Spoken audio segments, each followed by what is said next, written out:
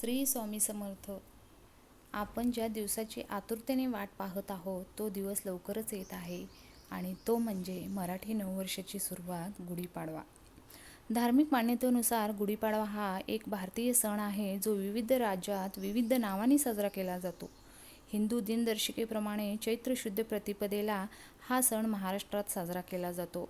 गुढीपाडव्याचा दिवस हा 3.5 मुहूर्तापैकी एक मुहूर्त मानला जातो.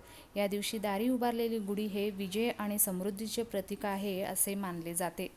या दिवशी शुभ कार्याला सुरुवात, सोने चांदी, वाहन, घर खरेदी इत्यादी गोष्टी केली जातात.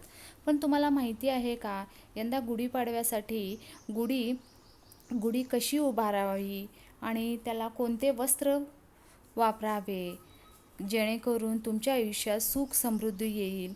त्यासाठी खाली लिंक दिलेली आहे, त्या व्हिडिओवर जाऊन तुम्ही सर्व माहिती पाहू शकता.